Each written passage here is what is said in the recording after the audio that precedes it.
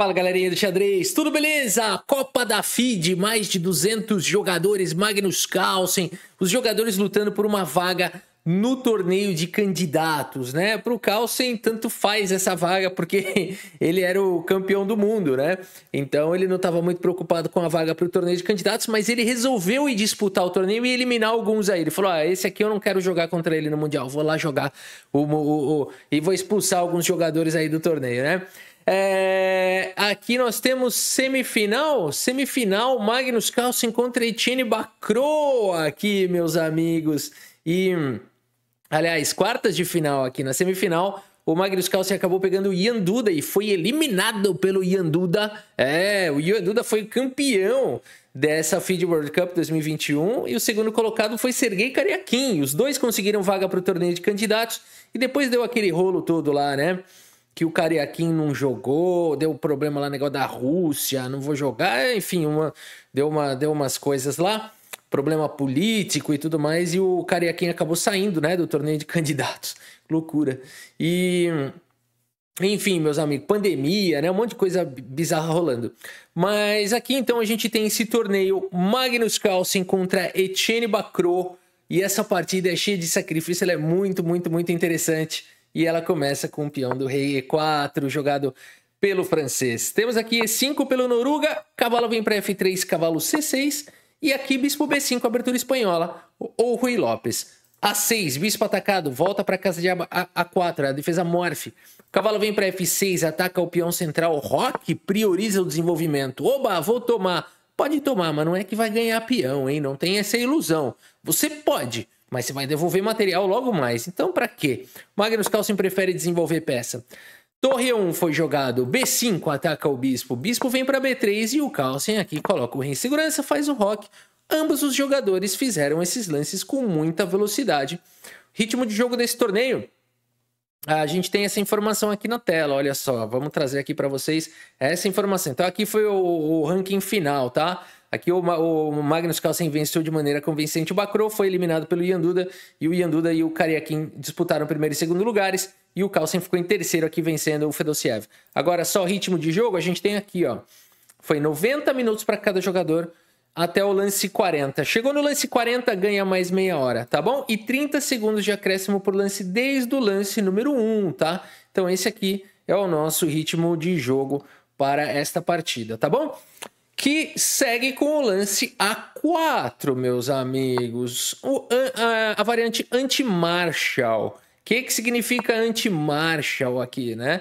Se as brancas fizerem o lance C3 aqui, as pretas podem começar um ataque violento. Esse gambito é o ataque Marshall, tá? Com o peão avança diretamente e depois de peão toma, cavalo toma... Cavalo por E5 ganhando um peão, uau!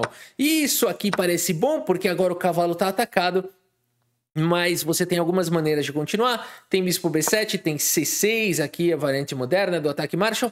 E pelo preço de um peão, as pretas têm um forte ataque, tá bom? O bispo vai atacar essa torre, vai começar todo mundo atacar o rei e o pior, é difícil desenvolver essas peças, às vezes não dá tempo. O jogador de brancas tem que estar muito afiado no ataque Marshall aí para se defender, senão as pretas ganham em poucos lances, tá? Não vai chegar no lance 25 essa partida se as brancas não souberem o que estão fazendo. É um ataque muito perigoso.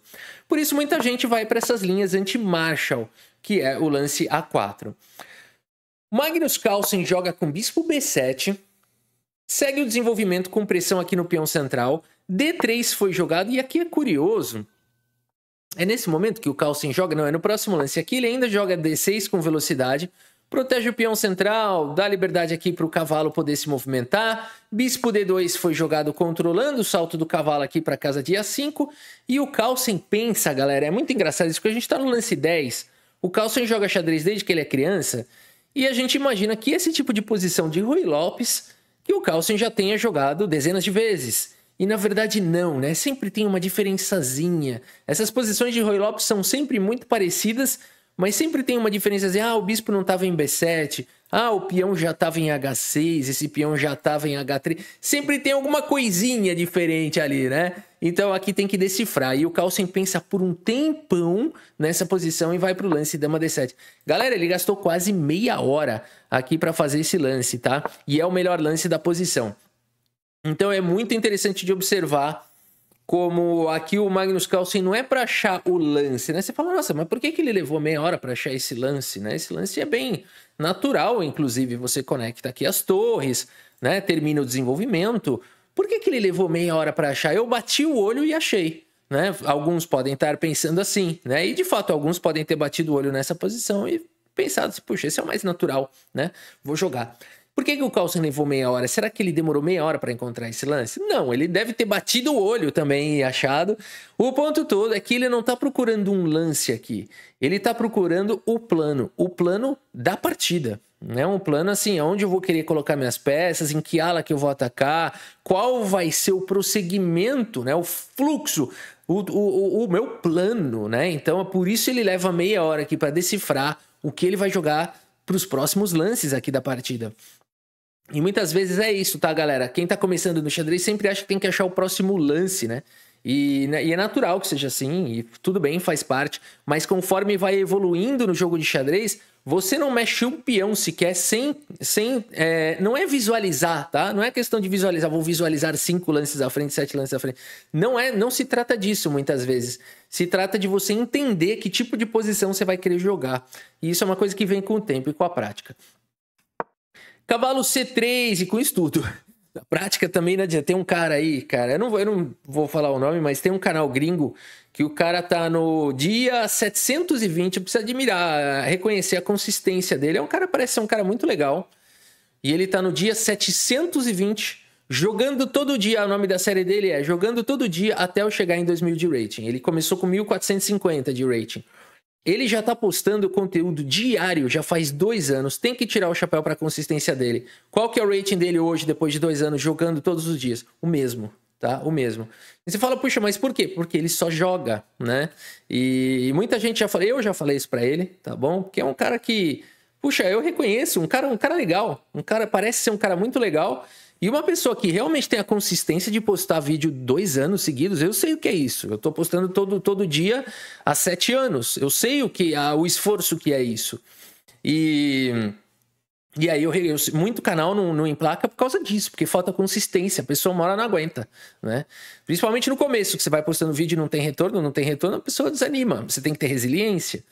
E então isso o cara tem, isso é o mais difícil. Então eu reconheci, eu falei, cara, sensacional, mas vamos trocar uma ideia e tal. Chamei ele para falar, ele falou, cara, eu quero provar o meu canal, ele é feito com o intuito de mostrar para o mundo que é possível chegar em 2000 de rating apenas jogando. Eu falei, ok, boa sorte, né? E eu acho que é possível para algumas pessoas, deve ser possível para raríssimas pessoas, deve demandar um talento natural, né, assim, muito grande pro jogo, porque para a maioria das pessoas é igual Kung Fu o xadrez, tá? Você não vai ficar treinando Kung Fu sozinho, sem professor, durante anos e sair fazendo, né? Você, no máximo, vai aprender a imitar alguns movimentos de Kung Fu. Para um amador, pode ser que ele até acredite que você luta Kung Fu, aí você vai se apresentar para o mestre lá e ele vai falar, vamos começar do zero. Tá tudo errado, a base tá errada, o movimento tá errado, né? Tá cheio de vício, tá cheio de coisa errada. Porque não dá você virar um artista marcial ali, pegar um faixa preta em karatê, lutando sozinho todo dia, a não ser que você seja, mais uma vez, um caso muito raro, né? Mas então vamos lá, galera. Isso foi só um parênteses, um grande parênteses, por sinal, né? Magnus Carlsen, agora que essa casa ficou disponível, segue com o lance cavalo em A5, atacando agora aqui o bispo. Bispo em A2, mantém o bispo em segurança e o Carlsen tá numa situação onde esse cavalo tá sob risco, hein? E mesmo assim o Magnus Carlsen segue com o lance C5, porque, vejam, se esse cavalo quiser se aventurar aqui com sacrifício, o Carlsen recupera defendendo o cavalo. Então não tem esse tipo de sacrifício aqui agora. Rafa, não dá para jogar um sacrifício e depois capturar lá em F7? Não tem alguma baixaria? Não tem, tá? Eu vou jogar aqui, aí aqui peão toma e vou jogar um bispo por F7 primeiro para já abrir um ataque, depois eu sacrifico o cavalo na sequência. Não vai funcionar isso aqui, né? Você vai tomar aqui, tanto faz de rei ou de torre, tanto faz. E aí você vai tomar, aqui vai tomar de dama, né? Aqui você vai tomar de dama, ainda tá trazendo mais uma proteção pra cá. E o problema é que você entregou muita peça aqui, né? Não funcionou isso aqui, não funciona, tá bom? Por isso, cavalo em E2 foi jogado diretamente atacando o cavalo. E o Magnus Carlsen segue com o lance cavalo C6. Cavalo G3 vem prometendo, a casa de F5 ela é maravilhosa. Magnus Carlsen, meus amigos, a gente pensa assim, aí agora as brancas começaram a mandar na partida. Tem um bispo sniper, tem um cavalo chegando em F5 do Kasparov, né? E isso aqui então parece que as brancas estão mandando no jogo. O Carlsen diz o seguinte, não, a não ser que eu jogue D5. O Carlsen já tinha mapeado, né? Aquela meia hora que ele gastou para fazer o lance dama D7, eu acho que ele já tinha mapeado mais ou menos qual ia ser a ideia. E ele vai para esse ataque tipo Marshall, galera, no meio da partida. O Magnus Carlsen vai para esse ataque tipo Marshall mesmo. Vamos ver, ele acaba de sacrificar um peão, porque o peão central vai cair agora, né? São 2 ataques e apenas uma defesa. Que lance espetacular do Magnus Carlsen. A partida segue com peão toma, cavalo toma. E aqui primeiro C3 foi jogado, não diretamente capturando aqui o peão. Com o cavalo por E5.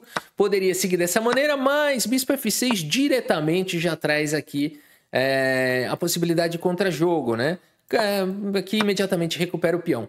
Por isso o Bacro joga com C3 e agora o Magnus Carlsen segue com torre de A em D8, falando, por favor, capture meu peão, eu estou te pedindo. E trazendo mais pressão na casa de D3. E aqui então temos o lance peão toma em A, na coluna B, peão toma, cavalo por E5 aceita o desafio, cavalo toma, torre toma e o Magnus Carlsen segue com bispo D6. E notem que não dá para trocar a torre por 2 peças aqui, né? Dessa maneira, porque no final tem bispo por K. Vamos ver essa linha, Se jogar a torre aqui, você vai jogar bispo toma, e aqui bispo por G3, atacando o bispo, e as pretas têm uma boa posição, né? Então, aqui o computador fala que tem igualdade isso aqui, mas o computador aceita tudo, né? Pega uma posição bem estragada, dá na mão do computador, ele fala que tá empatado, né? Ele fala aí, dá pra dar um jeitinho, né? Aqui jogaria C4, vai pra umas mentiras. Mas vamos lá. A partida seguiu com o lance torre em E1, respeitando aqui o ataque do Carlsen, e o Carlsen agora tem um peão a menos. Vai jogar a posição do tipo Marshall. E não é nem que ele tenha vantagem do par de bispos, porque o Etienne Bacro também tem. Cavalo F4 foi jogado, o cavalo do Kasparov. Agora sim ele vai conseguir a vantagem do par de bispos, porque, cara, um cavalo chegando aqui, você tem que capturar. Por isso, bispo toma, e aqui a gente tem então essa posição do tipo Marshall mesmo, aonde um par de bispos pode valer por um peão contra bispo e cavalo, principalmente em posição aberta. A partida segue com o cavalo em E4. E aqui, então, o peão de C5 está atacado. Não está dando tempo de recuperar.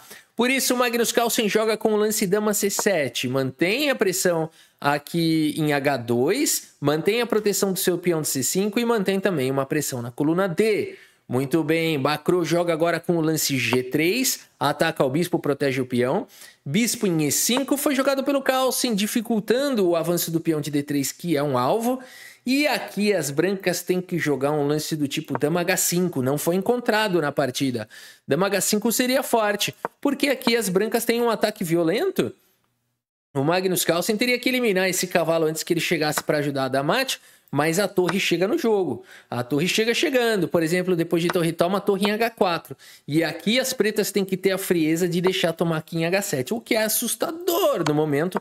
Mas como o bispo está defendendo aqui e a dama está defendendo aqui a casa de F7, que está várias vezes atacada, poderia seguir dessa maneira com chances para os dois lados e as brancas tendo um peão a mais. No entanto, bispos de cores opostas e não dá para saber quem tá melhor aqui, porque esse rei aqui também tá sofrendo todo tipo de ataque e até mesmo ataques de checkmate, né? Então, cara, uma posição complicadíssima que viria com dama em H5. Mas Etienne Bacro joga com F4 e esse lance acaba também abrindo, expondo demais aqui o rei, né? Magnus Carlsen simplesmente recua o bispo aqui para casa de D6 e agora a dama chega em H5. E você olha essa posição...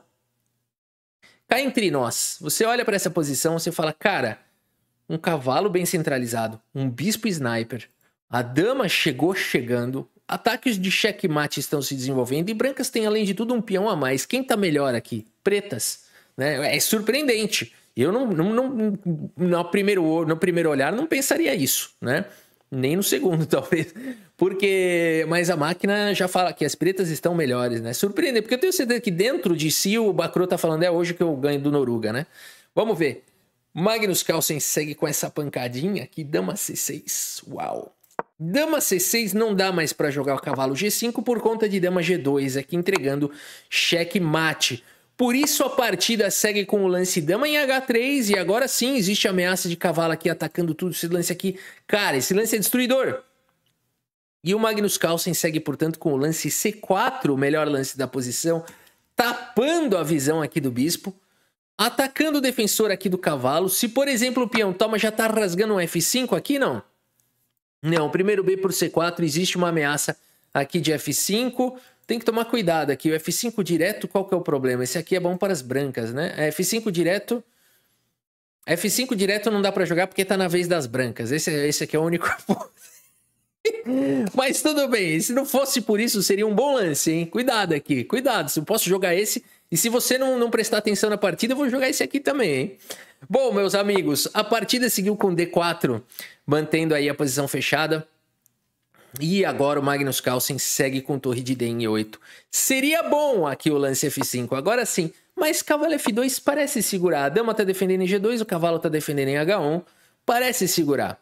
Ainda assim, o computador fala daí torre A8 e por aí vai, mas não vamos entrar nesses detalhes. A partida seguiu com torre de D em 8 com pressão infinita para cima do cavalo. D5 foi jogado, uma ideia muito interessante do Bakro. Aqui a gente vê o alto nível, né? Feito no último... Aqui não foi o último segundo, aqui deu pau no DGT, no tabuleiro lá na transmissão. E aqui mostra como o tempo do Bakro 0. Daqui a pouco ele vai ter 8 minutos. Então aqui ele deve ter por volta aí de uns 10 minutos, tá? Magnus Carlsen toma o peão, continua com uma pressão infinita para cima do cavalo. O problema todo é que agora Etienne Bakro faz o lance torre de A em D1. E agora... Tenho certeza que o Bakro tá pensando, agora eu peguei o Noruga. Agora esse cara não me escapa, porque a dama tá atacada, o bispo tá atacado. O que o Carlsen vai ter que fazer? Vai ter que dar cheque aqui. Não foi jogado. Mas seria, provavelmente, ele pensou que isso ia acontecer. E quando o rei escapar, a dama C6 escapa do ataque da torre. E aqui, bispo B1 e as brancas têm um ataque maravilhoso aqui. Por exemplo, F5...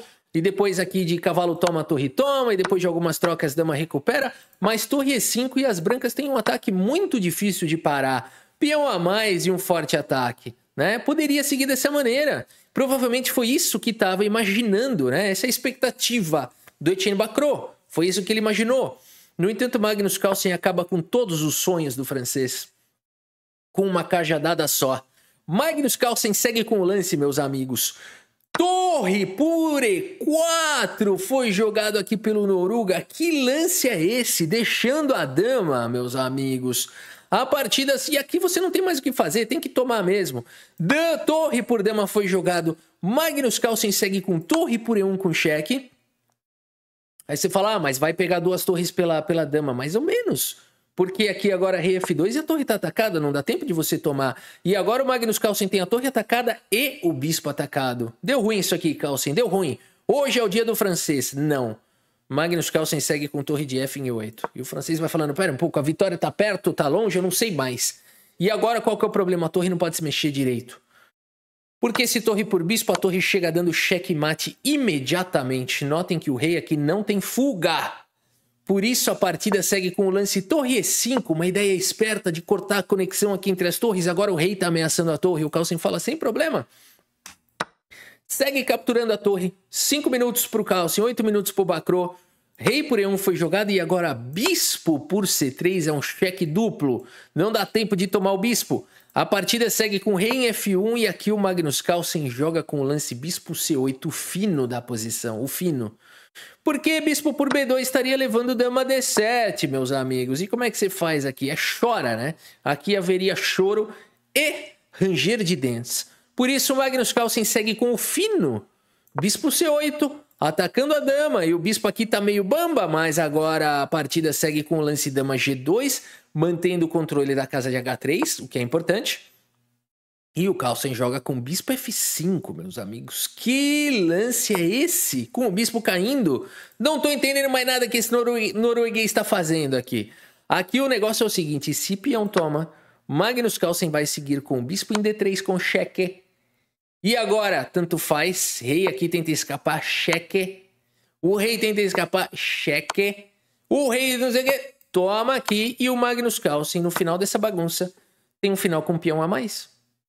Sim, meus amigos, simples assim, né? Um final vencedor com um peãozinho a mais pro Carlsen. Por isso, que lance, bispo F5, que lance bizarro é esse aqui jogado pelo Magnus Carlsen. Uau! A partida segue com o lance dama D5, o melhor lance da posição, e agora esse bispo tá atacado, e o peão de B5 também tá atacado. E agora, Magnus Carlsen, deu ruim? Não. Ah, já sei, vou dar cheque aqui, na verdade não. O Carlsen quer manter o bispo nessa diagonal, porque isso aqui pode ser perigoso. Agora, bispo H3 direto, o rei começa a escapar. O Carlsen vai pro fino do fino, joga primeiro aqui, ó. Primeiro aqui, tirando a dama do caminho. Porque aqui, se dama por peão, o que o Carlsen teria? Agora sim, bispo H3 com cheque, seguido de bispo D4. O segredo é esse, ó. É a dama não tomar conta da casa de D4. E aqui sim o Magnus Carlsen teria uma sequência avassaladora com torre B6. Esse lance viria com cheque, a dama tá caindo, pode abandonar. Por isso, meus amigos, a partida seguiu com dama C5 e não dama por peão, porque é importante manter o controle dessa casa, porque aquele ataque tá vindo. Magnus Carlsen, nesse momento, segue com bispo por peão, coleta madeira, coloca no bolso. Rei G2 foi jogado com medo do ataque do Carlsen. Continua existindo esses temas todos. Rei G2 finalmente tenta proteger. E agora o Carlsen protege o seu peão com bispo D7. Cara, isso é bizarro. Dama D5 foi jogado atacando aqui o bispo. Torre D8 protege o bispo. E aqui dama C5 ameaçando dama C7, atacando as duas peças. Por isso, Magnus Carlsen se antecipa com o lance bispo F6, faz a fortaleza. Eu defendo você, tá todo mundo defendido. E aqui o Bacro, então, segue com o lance bispo B1, buscando novos lares. Esse bispo tava sem enxergar nada. G6 foi jogado pelo Noruga. G4 vem com esse ataque. O Carlsen fala, passe esse peão pra cá. Coleta a madeira, coloca no bolso. Dama por B5 se livra de um dos peões, mas agora C3 dispara o passador. F5 foi jogado. Aqui notem que já não tem mais um lance bom. O Magnus Carlsen joga simplesmente com G5, meus amigos. Uau! E nessa posição, Etienne Bacro, o francês, abandona aqui a partida. Abandonou porque não dá mais. Vamos entender. Muita gente pode não estar entendendo, principalmente quem está começando no xadrez. Fala, mas por que abandonou? Ainda tem a dama, né? Abandonou, primeiro, uma certeza que a gente pode ter, porque não dá mais, né? Isso aqui, né? Agora, Rafa, isso não me convence. Eu quero saber por quê, tá bom. Aqui existe uma fortaleza, né? Com agora o rei vai vir para G7, o bispo defendido, não dá tempo de atacar esse peão, porque tem um peão passado aqui e o rei está exposto, tá bom? Então, uma possível continuação, vou jogar com dama B7, vou querer atacar aqui, vou tentar esse contra-jogo. Não adianta. Aqui torre D2, dá suporte para o peão disparar. Aqui você dá tempo de jogar um rei G7 e o bispo nada pode fazer. O bispo não pode vir para casa de A2. Por isso o bispo em E4 talvez tentaria algum ataque por aqui, mas simplesmente bispo D4 e o rei vai caindo numa rede de mate. Bispo D5 atacando aqui em F7, sonhando com a possibilidade do contra-jogo, mas no xadrez tem uma dica. Anota essa dica aí, tá bom? Eu acho que é isso que aquele streamer lá não aprendeu ainda, que ele tá jogando há 2 anos e tá com o mesmo rating. Eu acho que o que falta para ele é essa dica que eu vou falar para vocês. No xadrez, quem dá mate primeiro ganha. Torre D1 aqui com cheque, rei G2 e torre G1 cheque mate. Ô Rafa, eu nunca tinha parado para pensar nisso. Que no xadrez, quem dá mate primeiro ganha. Anota, são dicas de ouro, dicas valiosas. Meus amigos, que bela vitória aqui do Magnus Carlsen para cima de Etienne Bacro. Cara, é surreal essa partida, né? Realmente é surreal você... não é possível que o Carlsen tenha calculado aquele sacrifício de dama a tanto longo prazo, né? Isso aí é entendimento mesmo, posicional, é feeling, é um machine learning ali, é uma maneira de enxergar as coisas e de pensar completamente diferente, né, do Magnus Carlsen. Vamos dar uma olhada no relatório aqui do chess.com, ver a precisão aqui dos jogadores. 91.2 para o Carlsen numa partida muito difícil de calcular, né? A gente vê essa loucura aqui, claro, muitos erros dos dois lados. 7 erros aqui pro Bacro, 4 erros, 2 chances perdidas para o Carlsen. Mesmo assim, uma precisão muito alta, com direito a lance brilhante, que foi o sacrifício de dama aqui do Noruga, né? Muito bom, meus amigos. É isso, sempre bom ver uma partida aí do Magnus Carlsen. Espero que vocês tenham gostado aqui da partida e do vídeo. Muito obrigado pela sua audiência, um grande abraço para todos vocês e até a próxima. Valeu!